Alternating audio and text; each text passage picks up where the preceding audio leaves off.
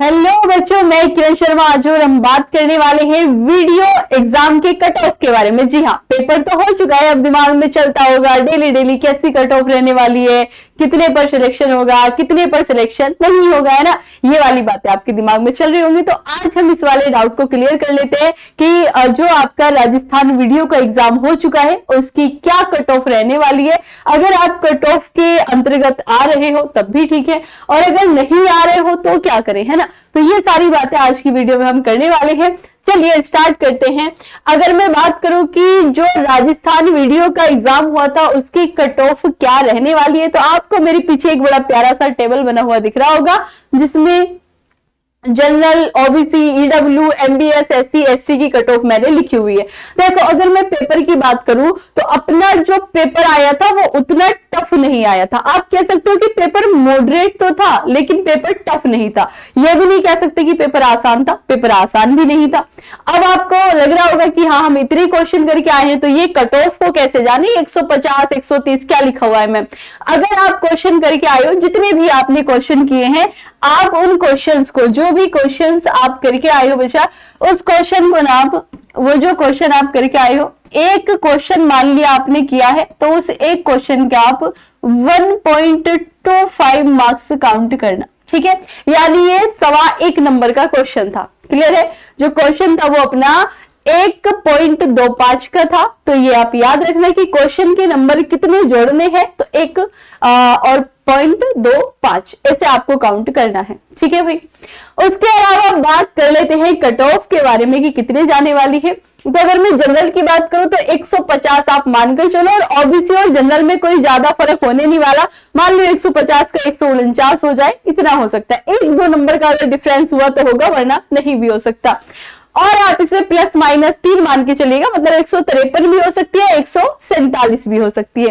वैसे अगर ओबीसी की बात करूं तो 150 से 153 भी हो सकती है, 147 भी हो सकती है।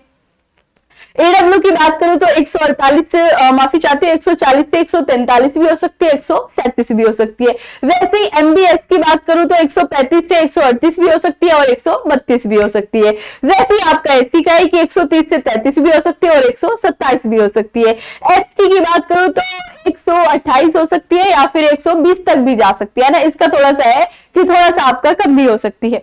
उसके अलावा अगर फीमेल की बात करूं तो फीमेल की 140 के आसपास मान के चलिए कि हो सकता है कि 143 चली जाए, हो सकता है 135 तक भी चली जाए, 137-35।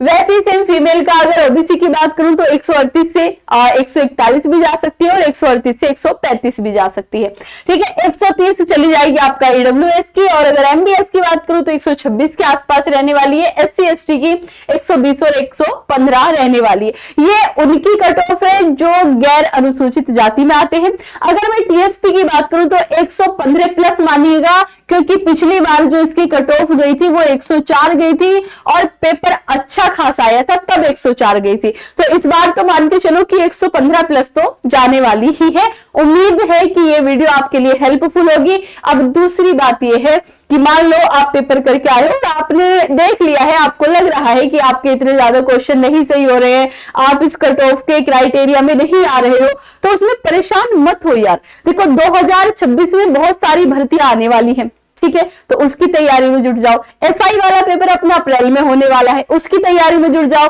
अगर मैं तो ये बोल रही हूँ तुमने एसआई का अभी तक भी कुछ नहीं पढ़ा है तो उसके लिए अपना ऑफिसर बैच आ रखा है ना। बहुत कम प्राइजेस में यार, आरएस प्री और एसआई की तैयारी उसमें कराई जा रही है। आप तो चाहो तो उसको भी ज्वाइन कर सकते हो। उसके अलावा 12-15 पे वाईटी पे आपकी क्लासेस फ्री होती है हिंदी की, जिसमें बहुत प्यारे प्यारे से क्वेश्चन की प्रैक्टिस कराई जाती है। तो आप आ जाया करो, उसमें भी पढ़ लिया करो, है ना।